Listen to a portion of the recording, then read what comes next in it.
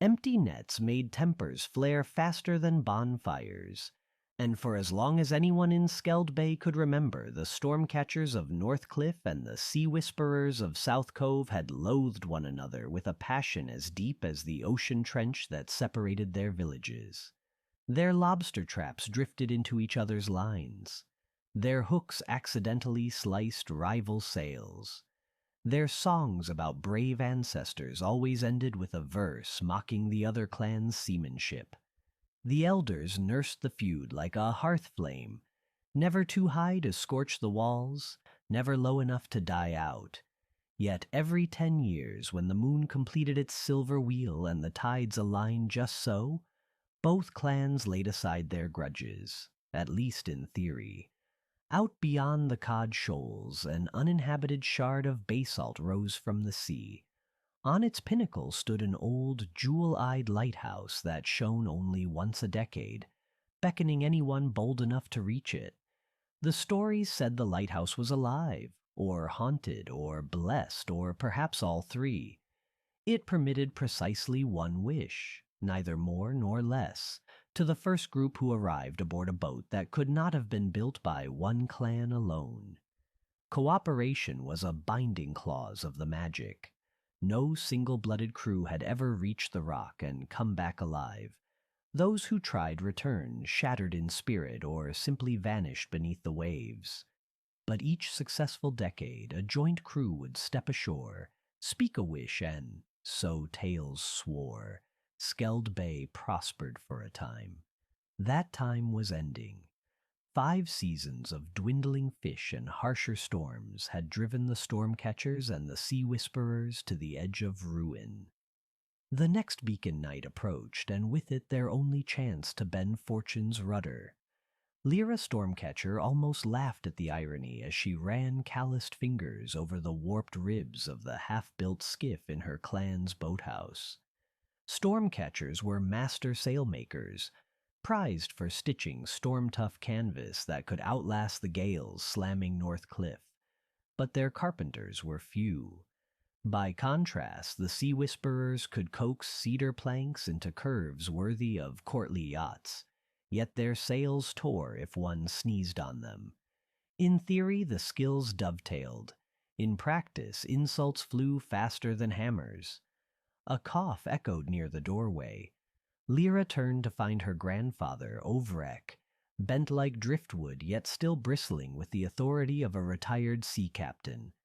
"They'll be here soon," he warned, "and don't mistake courtesy for trust." "I know," she sighed. At 20, she had grown weary of the feud. She'd seen friends bleed for it, but loyalty was salt in her veins. Down the cliff path came the delegation from South Cove, led by an old woman who walked with a carved oar for a cane. Beside her strode a broad-shouldered young man whose eyes were as calm as low tide.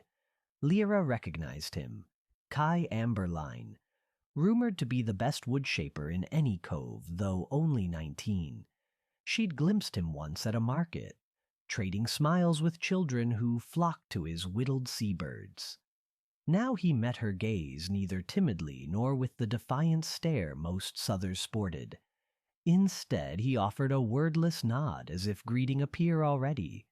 The elders performed their brittle courtesies, signing agreements detailing how many planks, how many bolts of cloth, who supplied tar, who furnished rope. There were clauses about dispute mediation, all written as though both parties expected to invoke them by dusk. Still, parchment curled beneath wax seals, and the path to cooperation cracked open a finger width. Neither Lyra nor Kai had voting power, yet both were conscripted as proxies in the workshop. The first afternoon passed stiffly. Kai measured keel timbers. Lyra laid out patterns for a triangular mainsail, and conversation consisted of sentences that started with "hand me" and ended in muttered thanks.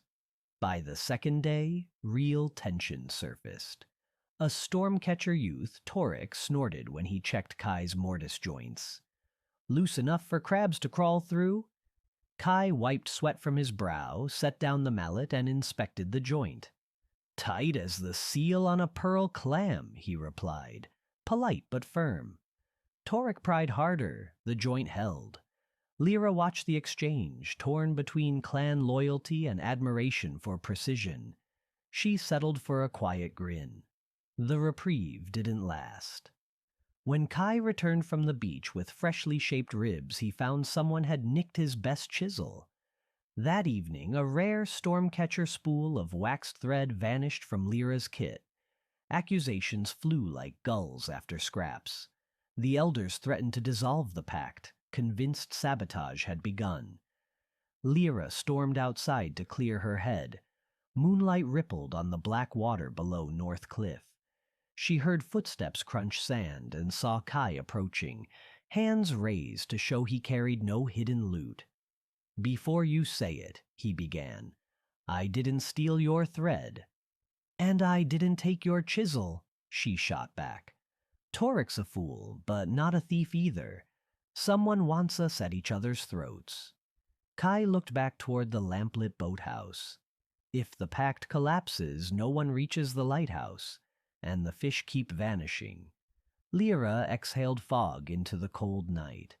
"So what do we do?" "Build faster than they can sabotage," Kai suggested, surprising her with a crooked smile. "Outwork the hate." Against her better judgment, she smiled too. They returned, set to furiously, yet quietly, invent new safeguards.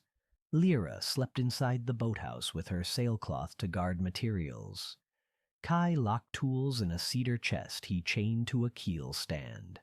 They marked clues of forced entry with chalk powder and set small shell piles as alarms. The petty thefts stopped. Either the culprit tired of mischief or feared discovery. With suspicions cooling, craft blossomed. Kai's ribs arched like the spines of sea dragons, each shaved to a whisper's thickness yet unyielding. Lyra's sailcloth dyed a deep storm blue, billowed under test wind as if already hungry for sky. They exchanged tips. Lyra explained a double-back stitch that distributed strain. Kai showed her how to steam bend narrow gunnels without splitting the grain. Sometimes they forgot which clan they hailed from. On the 15th day, they slid the finished hull onto rollers and down to the tide. The boat, a lean cutter named Tide Knot by mutual consent, gleamed with tar and hope. Cheers rose from both delegations, though some throats sounded reluctant. Elders exchanged stiff nods. Then came the final ritual. A crew of 6, 3 from each clan, would sail to the Lighthouse Isle under the new moon 4 days hence. Ovrek volunteered Lyra. The oar-bearing South Cove matriarch volunteered Kai. Alongside them were Torek, to Lyra's dismay, Yana, a stormcatcher navigator, plus twin Sea Whisperer siblings Mara and Luan, who could read currents like lyrics. That night, as gull cries faded, Ovrek called Lyra aside. "Be wary of the wish," he rumbled. "Greed twists words like ropes in a storm. The lighthouse judges intent." She met his smoke-gray eyes. "What did you wish for 10 years ago?" The old man's gaze drifted seaward. "Peace.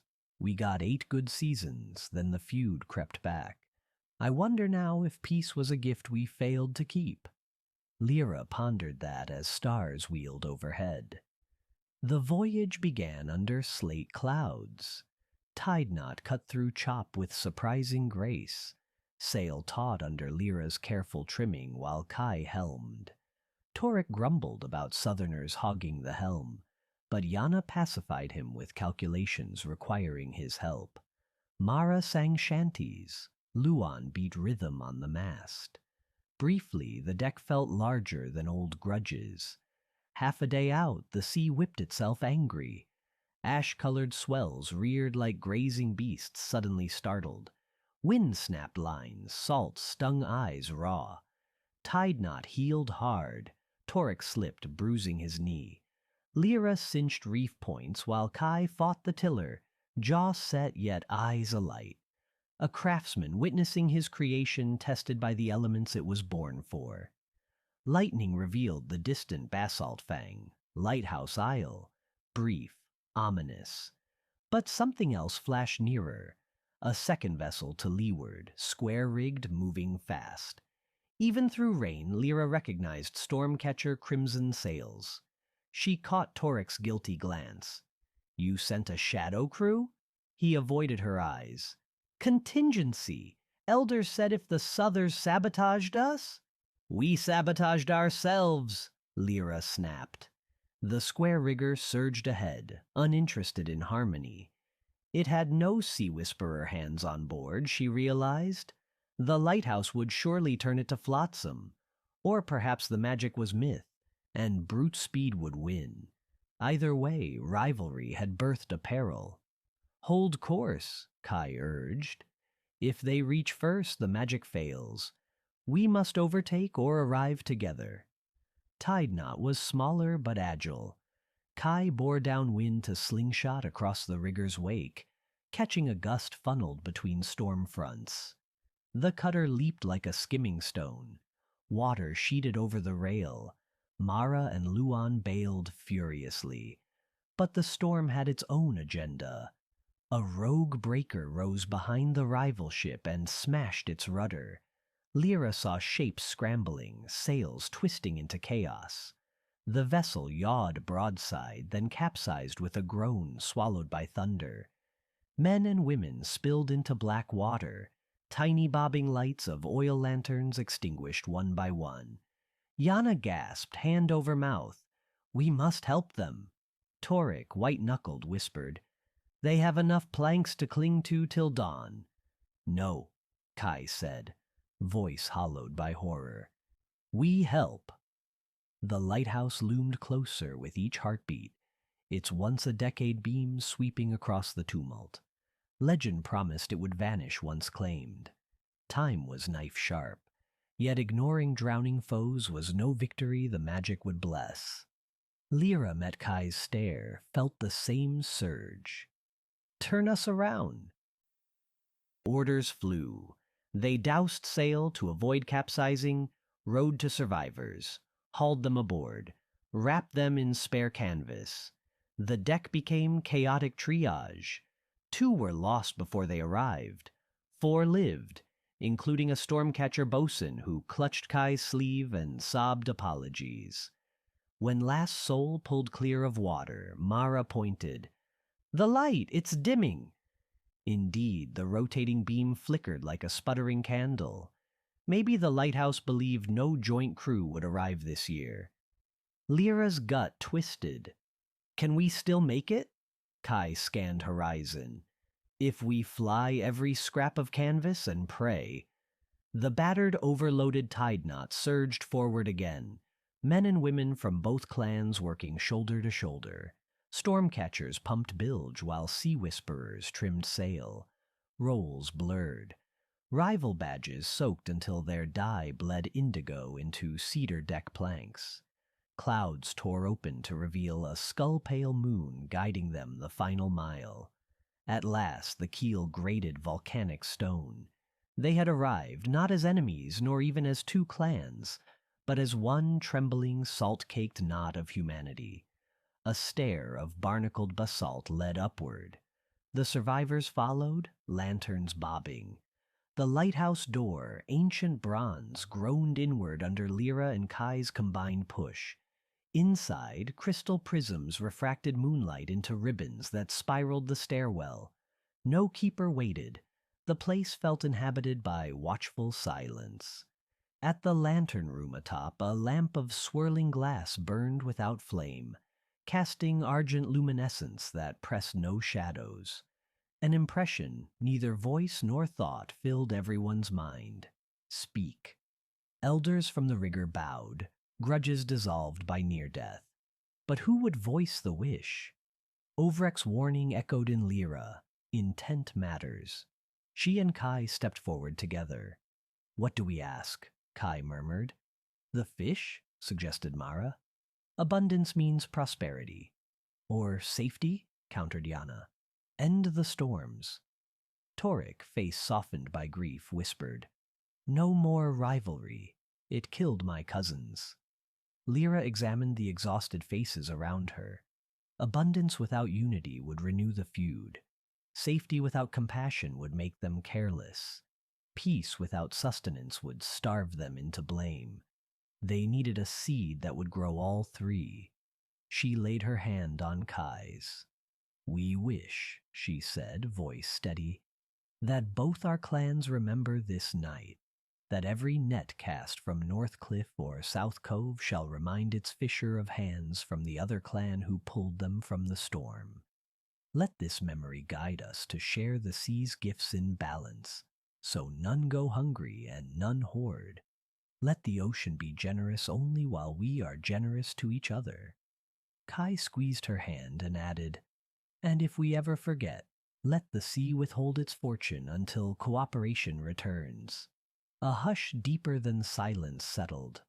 The lamp pulsed once, soft, approving.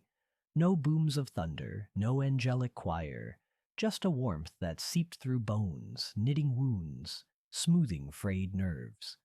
Outside, dawn's first glow brushed the horizon. The storm had vanished as though it never was. They descended to find Tide Knot resting higher on the strand than tides allowed, as if carried there for repairs. The wrecked rigger's survivors kneeled, tears drying in wind that smelled not of ozone but of plankton-rich upwelling. Beyond the isle, silver flashes of vast fish schools rolled like liquid metal beneath the surface. The return journey felt shorter, calmer. Dolphins escorted them halfway, gulls wheeled overhead. Nets cast experimentally overflowed. Yet each time someone boasted or calculated private profit, the wind slackened conspicuously. A quick apology restored it. The magic's covenant was unmistakable. Word of the rescue and the shared wish spread faster than a gale. Villagers gathered on the piers as Tide Knot docked. Stormcatcher elders clasped wrists with sea whisperers before all Skeld Bay, something no living person had seen. Children chased one another, swapping clan scarves as playthings. Weeks passed. Fish filled drying racks. Sail weavers helped woodshapers reinforce aging hulls. Nights saw communal feasts under lanterns where new jokes forgot to target old foes. The clans remained distinct, yet rivalry matured into rivalry's better twin. Friendly competition that sharpened skills without drawing blood. One evening at the joined festival marking mid-season abundance, Lyra found Kai by the fire pit, carving a minuscule lighthouse from driftwood. She sat beside him. "Think the magic will hold?" He handed her the carving. Perfectly balanced, it stood despite its narrow base. The lighthouse granted memory, not miracles. Up to us to keep remembering. She turned the carving in her palm. Tiny windows glowed with reflected firelight. Next decade, when the light beckons again, we'll need another wish. Kai chuckled. With luck, we'll stand there as elders arguing about planks. But maybe if we keep this one, we won't need another. Lyra tucked the carving into her pocket. Around them, voices from both shores rose in a single, winding song, its melody older than feuds, younger than hope. She joined the chorus, feeling for once that the sea itself sang back. Far beyond, on its basalt spire, the real lighthouse slept, waiting, not to test hatred again, perhaps, but to keep company with the memory of a night when rivals remembered they were neighbors, and a wish was granted not to those who arrived first, but to those who arrived together,